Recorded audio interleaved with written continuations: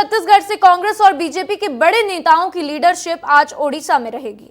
मुख्यमंत्री विष्णुदेव साय ओडिशा में आज 2 सभाएं करेंगे। सीएम कोरापुट जिले के कोटपाड़ा में पहली सभा करेंगे, तो वहीं दूसरी सभा नवरंगपुर जिले के उमरकोट में लेंगे। तो अगले 4 दिनों तक छत्तीसगढ़ बीजेपी के अध्यक्ष किरण सिंह देव भी छत्तीसगढ़ में रहने वाले हैं। तो पूर्व मुख्यमंत्री भूपेश बघेल भी आज ओडिशा में प्रचार प्रसार करेंगे। तो बघेल यहां पर काशीपुर में रोड शो करेंगे और बघेल यहां के विश्वनाथपुर में चुनावी जनसभा को भी संबोधित करेंगे। तो वो यहां पर धर्मगढ़ में भी चुनावी जनसभा को संबोधित करेंगे। तो अब छत्तीसगढ़ में मतदान प्रक्रिया पूरी हो चुकी है, जिसके बाद से छत्तीसगढ़ के नेता, चाहे वो बीजेपी को हो या फिर कांग्रेस के हो, अपनी पूरी ताकत जो है अन्य राज्यों में झोंकने जा रहे हैं। और इसी बीच ओडिशा में आज छत्तीसगढ़ से कांग्रेस और बीजेपी के बड़े नेताओं की लीडरशिप में आज ओडिशा में चुनाव प्रचार होगा। तो मुख्यमंत्री विष्णुदेव साय आज ओडिशा में 2 सभाएं करेंगे। और आइए ज्यादा जानकारी के लिए हमारे साथ मेरे सहयोगी रोहित मिश्रा जुड़ चुके हैं। रोहित, क्या कुछ तैयारी है ओडिशा में? आज मुख्यमंत्री विष्णुदेव साय खुद ओडिशा में 2 सभाएं करने वाले हैं। रोहित, बिल्कुल, देखिए, मुख्यमंत्री विष्णुदेव साय 2 पब्लिक सभा यहां पे करने वाली हैं। जनसभा को वो संबोधित करेंगे। इसके अलावा जो भाजपा के प्रदेश अध्यक्ष है किरण सिंह देव, वो भी आज उड़ीसा दौरे पर रहने वाले हैं। 4 दिवसीय उनका दौरा है और चारों दिनों पर वो उड़ीसा पे पार्टी के कार्यकर्ताओं के साथ में तमाम बड़े लीडरों से जो है वो मुलाकात करेंगे। इसकी ओर दूसरी तरफ अगर कांग्रेस के पूर्व मुख्यमंत्री भूपेश बघेल को देखा जाए तो उनका भी आज उड़ीसा दौरा होने वाला है। पब्लिक सभा है, यानी कि जनसभा है, उस जनसभा को वो संबोधित करेंगे। इसके अलावा कई और कार्यक्रम है, उस पर वो सम्मिलित होते हुए नजर आएंगे। अगर कांग्रेस के प्रदेश अध्यक्ष दीपक बैस की बात करें तो वो भी आज उड़ीसा दौरे पर रहने वाले हैं। तो कुल मिलाकर चाहे राजनीतिक पार्टियों, चाहे भाजपा की बात हो चाहे कांग्रेस की बात हो, दोनों ही राजनीतिक पार्टियों के तमाम शीर्ष नेतृत्व जो है वो उड़ीसा पहुंच रहे हैं और उड़ीसा को जिताने की जिम्मेदारी ली है और वहां पे पार्टी के पक्ष पे प्रसार किया जाएगा। क्योंकि उड़ीसा को लेकर देखा जाए तो ना वहां पे भाजपा मजबूत है, ना वहां पे कांग्रेस मजबूत है। वहां पर तीसरी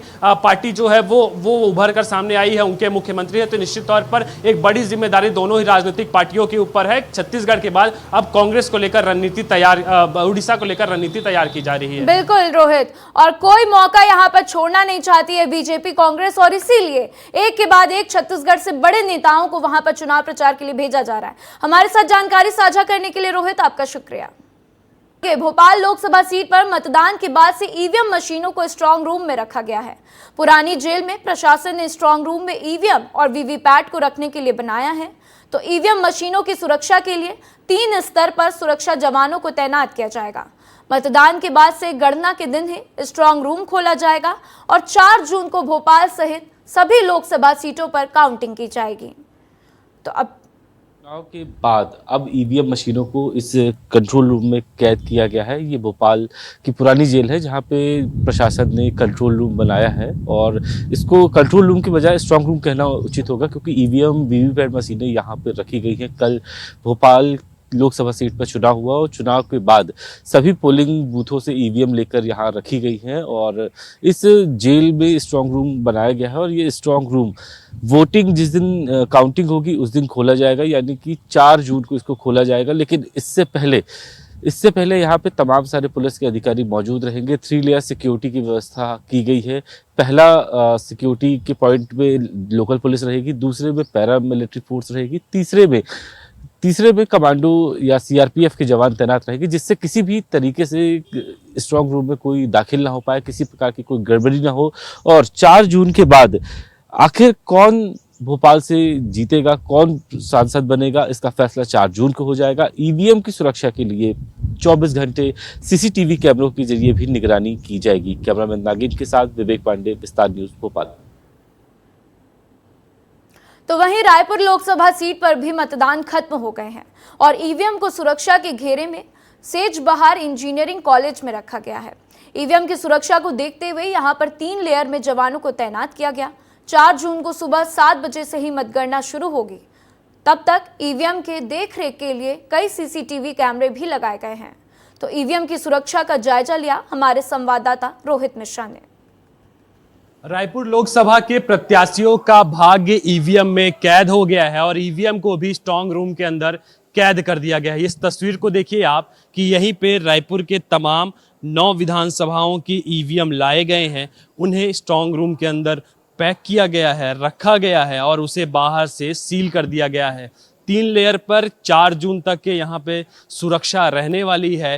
3 लेयर पर यहाँ पे तमाम ईवीएम की सुरक्षा की जाएगी। और एक तस्वीर और देखिए आप कि ये तमाम पूरे क्षेत्र का सीसीटीवी के माध्यम से नज़र रखी जाएगी। इसमें तमाम जो ईवीएम जहां पर रखे गए हैं स्ट्रांग रूम के अंदर, वहां पर की तस्वीर देखिए आप कि ये अभनपुर का स्ट्रांग रूम का ये बाहर का सीसीटीवी कैमरा है, ये आरंग के सीसीटीवी कैमरा है, रायपुर ग्रामीण का है, इसके अलावा रायपुर ग्रामीण का दूसरा भाग है, ये आरंग का है, दक्षिण का है। तो कुल मिलाकर तमाम स्ट्रांग रूम के बाहर सीसीटीवी से लैस किया गया है ताकि सीसीटीवी के माध्यम से उस पर नज़र रखी जाए। इसके अलावा पूरे क्षेत्र की निगरानी रखने के लिए यहाँ पर आउटर जो सेज बहार इंजीनियरिंग कॉलेज है उसके आउटर का ये पूरा इलाका है, यहाँ पे भी आप देख सकते हैं कि विभिन्न कैमरों के माध्यम से नज़र रखी जाएगी। इसके अलावा बड़ी संख्या में जवान भी तैनात रहेंगे और 4 जून को सुबह 7 बजे ईवीएम खुलेगा और इसके बाद ये पता लगेगा कि अगला रायपुर का सांसद कौन होगा। तब तक सुरक्षा के घेरे पे ईवीएम रखे गए हैं। कैमरा पर्सन खेमराज के साथ रोहित मिश्रा, विस्तार न्यूज, रायपुर।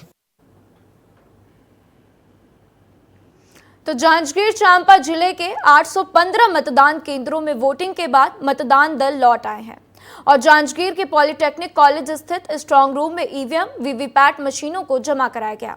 मतदान के बाद लौटने वाले कर्मचारियों का अफसरों ने स्वागत किया। ईवीएम मशीनों के जमा होने और स्ट्रांग रूम में शिफ्ट करने की प्रक्रिया रात 4 बजे तक चली। तो वहीं वोटिंग के बाद लौटे कर्मचारियों में काफी उत्साह दिखा और उनका कहना है कि लोकतंत्र के महापर्व में उनकी सहभागिता रहती है तो खुशी होती है। पूर्ण मतदान कराए और टीम के सहयोगी द्वारा बहुत अच्छा करके मतदान शांतिपूर्ण संपन्न कराए। चुनाव कराने में उत्साह रहता है। दल के सभी सदस्यों को अच्छा सहयोग रहा, उत्साह के साथ वोटिंग का कार्य किए। सुबह से शाम तक बिजी रहे, लगातार मतदाता आते रहे, है ना, और खुशी खुशी काम निपटाए।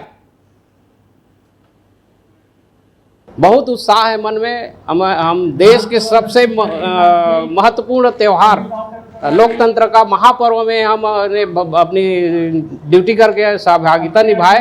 मन में बहुत उत्साह हुआ और हम जब महापर्व आता है लोकतंत्र का, उसमें हमारा ड्यूटी लगे, ऐसा हम मन में सोचते हैं। मतदान दल का आना शुरू हो गया है। लगभग 50% के आसपास मतदान दल आ भी चुका है। कलेक्शन केंद्र पर सामग्री कलेक्शन का कार्य चल रहा है। कहीं भी किसी भी मतदान केंद्र में किसी प्रकार की शिकायत वगैरह किस प्रकार से नहीं आई। सभी ईवीएम से स्ट्रांग रूम में चली जाएगी। स्ट्रांग रूम उसके पश्चात ऑब्जर्वर सर और पॉलिटिकल पार्टी के सदस्यों की उपस्थिति में उसको सील किया जाएगा और देन 4 तारीख को ही खुलेगा वो जो है। तो ईवीएम में अब हमारे बड़े नेताओं की किस्मत कैद हो चुकी है और इसी पर ज्यादा जानकारी के लिए मेरे साथ रोहित मिश्रा जुड़ चुके हैं और विवेक जुड़ चुके हैं। सबसे पहले विवेक, आपके पास आऊंगी। मतदान हो गए, 3 चरण के मतदान खत्म हो चुके हैं मध्य प्रदेश में। ऐसे में जो बड़े नेता हैं, चाहे वो बीजेपी के प्रत्याशी हो या फिर कांग्रेस के, उनकी किस्मत ईवीएम में कैद हो चुकी है। अब इसको लेकर क्या सुरक्षा की गई है, क्योंकि अब स्ट्रांग रूम में ईवीएम को रखा गया है, तो किस तरीके से सुरक्षा व्यवस्था हुई है, क्या क्या इंतजाम किए गए हैं? विवेक। राधा, भोपाल की पुरानी जेल में ईवीएम का स्ट्रांग रूम बनाया गया है। तमाम सारी ईवीएम मशीनें और वीवीपैट मशीनें रखी गई हैं। सभी को रेमेडाइजेशन के दौरान जिस तरीके से बूथ बार और विधानसभा बार रखा गया है, और ठीक काउंटिंग जिस दिन होगी 7 बजे 4 तारीख को, 4 जून को, उस वक्त सबसे पहले पोस्टल बैलेट की गणना होगी और इसके बाद ईवीएम खुलेंगी और ईवीएम खुलने के बाद उनको काउंटिंग स्थल पर लेकर आया जाएगा और टेबल लगाकर, जो विधानसभा बार गणना का एक तरीका होता है कि टेबल लगती है और पोलिंग बूथ वाइज ईवीएम की गणना होती है, वो पूरी प्रक्रिया होगी। लेकिन अभी फिलहाल जब देर रात ईवीएम को स्ट्रांग रूम में बंद कर दिया गया है, उसके बाद से वहाँ पे 3 लेयर सिक्योरिटी का मेजर आउट किया गया है। यानी कि पहले लेयर पे जो लोकल पुलिस है वो तैनात रहेंगी, इसके अलावा जो एसएसबी है उसकी टीम तैनात रहेगी और जो गेट के बाहर जो स्ट्रांग रूम का जो पहला एंट्रेंस है, यहाँ पर पैरामिलिट्री या फिर सीआरपीएफ की टीमें मौजूद रहेंगी। और ख़ास बात है कि यहाँ पे सीसीटीवी कैमरों से निगरानी की जाएगी, कोई अंदर किसी तरीके की गड़बड़ी ना हो, इसके लिए पॉलिटिकल पार्टियों के जो एजेंट है वो स्ट्रॉन्ग रूम के बाहर जो सीसीटीवी बिल्कुल विवेक, तो कोई भी किसी भी तरीके की गड़बड़ी ना हो, इसके लिए सुरक्षा व्यवस्था पूरी की गई है।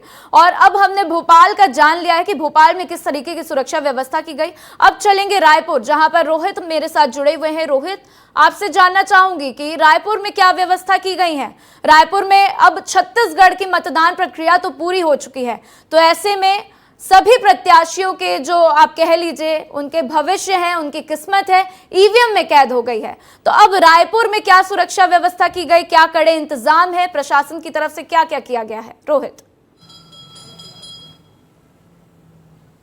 बिल्कुल, देखिए राधा, प्रत्याशियों का भाग्य ईवीएम में कैद हो गया है और ईवीएम को लेकर समय दर समय हम देख रहे हैं कि आवाज़ उठते रहती है, आरोप प्रत्यारोप लगाया जाता है। तो ऐसे में एक बड़ी जिम्मेदारी जिला प्रशासन, जिला पुलिस बल और निर्वाचन आयोग की भी रहती है। और इसी को देखते हुए जो रायपुर का स्ट्रांग रूम है वो सेज बहार पॉलिटेक्निक कॉलेज में बनाया गया है। वहाँ पर आज जो है वो तमाम तरीके से वहाँ पर सील कर दिया गया है। कल देर रात से ही तमाम जब ईवीएम पहुँच रहे थे तो उन्हें विधानसभावार रूम जो बनाए गए थे उन रूम में रखा गया और निर्वाचन अधिकारी, राजनीतिक दलों के प्रतिनिधियों के सामने उसे सील किया गया। और सील करने के बाद में अब वहां पर 3 लेयर पे सुरक्षा के जवान जो है वो तैनात रहेंगे। पहले लेयर पे जो है वो जिला पुलिस बल के जवान तैनात रहेंगे। दूसरे लेयर पे एक बड़ी जाली का घेरा बनाया गया है, उस जाली के घेरा जो है उसके पीछे जवान तैनात रहेंगे और अंतिम में सीआरपीएफ के जवान तैनात रहेंगे। इसके अलावा जो स्ट्रांग रूम है उनको किसी भी तरीके से, क्योंकि किसी की भी जाने की वहां मनाही रहती है, 4 जून को ही वहां पे लोग पहुंचेंगे, तो ऐसे में सीसीटीवी के माध्यम से 50 से अधिक सीसीटीवी कैमरा लगाए गए हैं और उसको डिस्प्ले करता हुआ बाहर में एक स्क्रीन भी है कि जो हर एक स्ट्रांग रूम के जो ताला है उस पर दिखाई दे रहा है। तो किसी तरह से गड़बड़ी ना हो, इसके लिए वहां पे पूरी जो तैयारी है वो कर ली गई है। इसके अलावा राजनीतिक दल के प्रतिनिधि भी वहां पे मौजूद रहेंगे और आगामी समय पे 4 जून को वो जो ईवीएम है वो खुलता नजर आएगा। जी ठीक है रोहित और विवेक, आप दोनों का हमारे साथ जानकारी साझा करने के लिए शुक्रिया। कि कांग्रेस विधायकों के दल बदल के बाद भी एमपी बीजेपी में टेंशन बनी हुई है, तो बीजेपी में शामिल हुए कांग्रेस विधायकों पर सस्पेंस बरकरार है। तो दोनों ही विधायकों के इस्तीफा नहीं देने पर सस्पेंस बरकरार है। तो रामनिवास रावत और बिना से निर्मला सप्रे ने नहीं दिया विधायक पद से इस्तीफा। तो विधायक कमलेश शाह का विधानसभा अध्यक्ष से स्वीकार किया गया है इस्तीफा। तो वहीं पिछले दिनों रामनिवास रावत और निर्मला सप्रे बीजेपी में शामिल हुई थी। अब सचिन बिरला इकलौते विधायक हैं जो कांग्रेस छोड़ने के बाद भी सदन में अपना उन्होंने कार्यकाल पूरा किया था। तो इस वक्त की बड़ी खबर आपको बता रहे हैं। तो इस खबर पर हमारे साथ ज्यादा जानकारी के लिए विवेक जुड़ चुके हैं। विवेक, बीजेपी में शामिल होने के बाद भी कांग्रेस विधायकों ने अपने पद से इस्तीफा नहीं दिया है। विवेक, बहुत बड़ी खबर है ये। राधा, एक सबसे महत्वपूर्ण बात है कि अमरवाड़ा से विधायक थे कमलेश शाह। उन्होंने जैसे ही बीजेपी ज्वाइन की, ठीक दूसरे दिन उन्होंने विधानसभा के अध्यक्ष नरेंद्र सिंह तोमर को अपना इस्तीफा भेज दिया। नरेंद्र सिंह तोमर ने बिना देरी करते हुए कमलेश शाह का इस्तीफा स्वीकार कर लिया और वो अमरवाड़ा की सीट को रिक्त घोषित कर दिया। यानी कि अमरवाड़ा में फिर से उपचुनाव होंगे विधानसभा के। लेकिन पिछले दिनों देखने के लिए मिला कि विजयपुर से विधायक, 6 बार के विधायक थे रामनिवास रावत, वो बीजेपी में ज्वाइन करते हैं, लेकिन अभी तक ऑफिशियली उन्होंने कोई रिजाइन नहीं दिया है। यानी कि विधानसभा अध्यक्ष के पास उनका इस्तीफा नहीं पहुंचा है। बीना, पिछले दिनों ये भी देखने के लिए मिला कि बीना से निर्मला सप्रे पहली बार की विधायक है, महिला विधायक हैं और कांग्रेस को वहाँ पे कई सालों से वहाँ पे सफलता नहीं मिली। लेकिन 23 के इलेक्शन में ये हुआ कि महेश राय को उन्होंने हराया और पिछले दिनों ये देखने के मिला कि निर्मला सप्रे सीएम मोहन यादव की मौजूदगी में बीजेपी ज्वाइन करती हैं। लेकिन ये दोनों ही नेताओं ने अभी तक विधानसभा अध्यक्ष को इस्तीफा नहीं दिया है। यानी कि जब तक ये इस्तीफा नहीं देते हैं ये कांग्रेस के ही विधायक आधिकारिक तौर पर कहलाएंगे, भले ही उन्होंने बीजेपी में अपना बीजेपी ज्वाइन कर लिया। लेकिन एक बड़ी बात है कि अभी तक इन दोनों के इस्तीफे ना होने की वजह से बीजेपी जरूर टेंशन में है, क्योंकि अमरवाड़ा। ठीक है विवेक, हमारे साथ जानकारी साझा करने के लिए आपका शुक्रिया। तो तीसरे चरण में एमपी की 9 सीटों पर वोटिंग हुई है। तीसरे चरण में मध्य प्रदेश की 9 सीटों पर कुल 66.5% मतदान हुआ है। इस चरण में मुरैना में 58.22%, भिंड में 58.88%, तो ग्वालियर में 61.68%, गुना में 71.95%, सागर में 65.19% और विदिशा में 74.5%, भोपाल में 62.29% और राजगढ़ में 75.39% मतदान हुए। तो वहीं बात अगर बैतूल की कर लें तो बैतूल में 72.65% वोटिंग हुई है। अब अच्छी बात यह रही कि इस चरण में पहले और दूसरे फेज की तुलना में मतदान का प्रतिशत नहीं घटा है। 2019 की तुलना में 2024 में भी करीब करीब 9 सीटों पर बराबर वोटिंग हुई है। तो कल एमपी की 9 सीटों पर वोटिंग हुई। अब चौथे चरण की वोटिंग बची है, जिसके बाद से एमपी में चुनाव प्रक्रिया समाप्त हो जाएगी। तो चलिए बात छत्तीसगढ़ की कर लेते हैं। छत्तीसगढ़ में तीसरे चरण में 7 सीटों पर वोटिंग हुई है। इस चरण में कुल 71.6% मतदान हुआ है। बिलासपुर में 63.95% मतदान हुआ। तो वहीं दुर्ग में 72.29%, जांजगीर में 65.92%, कोरबा में 75.56%, रायगढ़ में 78.43% और रायपुर में 66.2% मतदान हुए। तो वहीं बात सरगुजा की कर लें तो सरगुजा में 78.78% वोटिंग हुई है।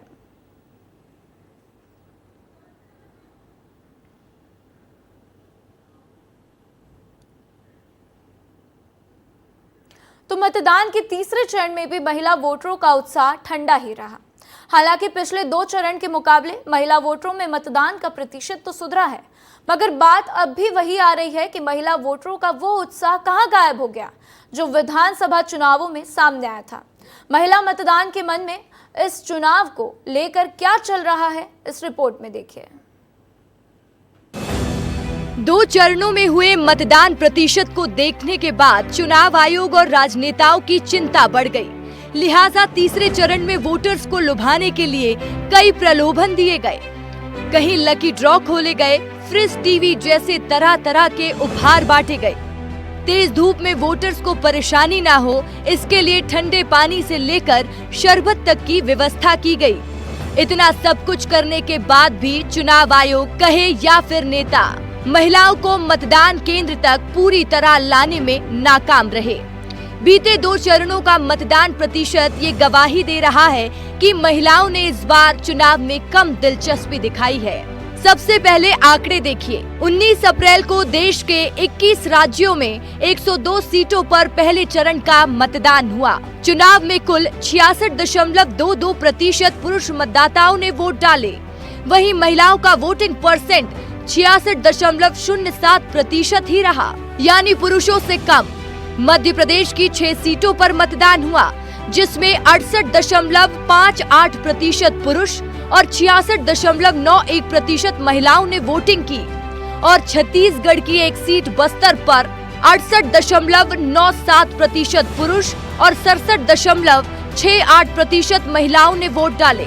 26 अप्रैल को 12 राज्यों और एक केंद्र शासित प्रदेश की 88 सीटों पर दूसरे चरण का मतदान हुआ। देश भर में 66.99% पुरुष मतदाताओं ने वोटिंग की।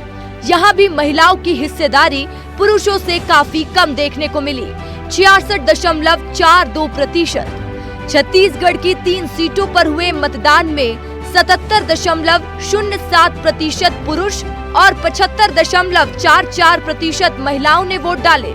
और मध्य प्रदेश की 6 सीटों पर 61.54 पुरुष और 55.37% महिलाओं ने वोट डाले। पहले 2 चरणों में पुरुषों की तुलना में महिलाओं का मतदान प्रतिशत ज्यादा गिरा है। 2019 के मुकाबले इस बार पहले 2 फेज में पुरुषों की तुलना में वोटों में लगभग 0.8% अधिक कमी दर्ज की गई है। महिलाओं का घटा हुआ मतदान प्रतिशत बड़े संकेत देता है और ये संकेत सरकार के लिए चिंता बढ़ाता है। महिलाओं के मन में क्या है? माना जाता है महिलाएं सरकार बदलने के लिए वोट नहीं करती हैं। महिलाओं का वोट प्रतिशत कम होना क्या बीजेपी के लिए खतरा? महिलाओं का वोट न देना जागरूकता की कमी को उजागर करता है। फिजूल के मुद्दों ने महिलाओं की दिलचस्पी चुनाव से कम कर दी है। मध्य प्रदेश की स्टेट स्वीप आइकन अभिनेत्री दिव्यांका त्रिपाठी ने महिलाओं के कम होते मतदान प्रतिशत पर चिंता जाहिर की है। वोटिंग रेट है, परसेंटेज है महिलाओं का, वो कम रहा है और मुझे इस बात से तकलीफ़ है कि हमारे शायद देश में अभी भी महिलाओं को कहीं ना कहीं पिछड़ा हुआ महसूस कराया जा रहा है, या वो शायद खुद पिछड़ा हुआ महसूस कर रही हैं और शायद उन्हें उस भंवर से बाहर निकालने की ज़रूरत है। महिला कांग्रेस की प्रदेश तो सबसे पहले आपको बता दें कि तीसरे चरण के बाद से चौथे चरण में नेताओं का फोकस अब मध्य प्रदेश में मालवा निवाड़ पर है। सीएम डॉक्टर मोहन यादव भी मालवा में एक के बाद एक कई जिलों में रहेंगे। मुख्यमंत्री डॉक्टर मोहन यादव मंदसौर, रतलाम, उज्जैन एवं देवास लोकसभा क्षेत्रों में चुनाव प्रचार करेंगे। तो इस दौरान मुख्यमंत्री पार्टी प्रत्याशियों के समर्थन में जनसभा और रोड शो कर जनता से समर्थन मांगेंगे।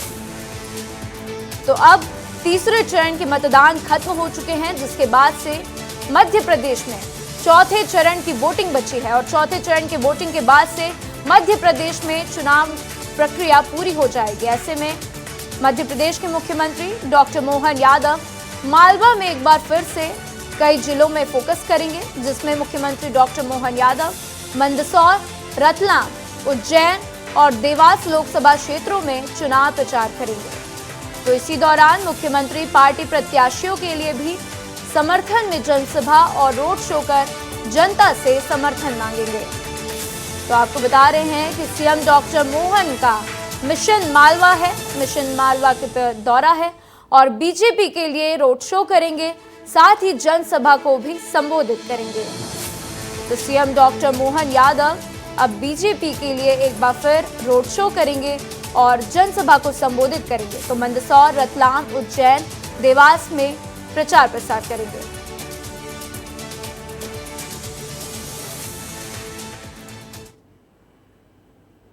तो वहीं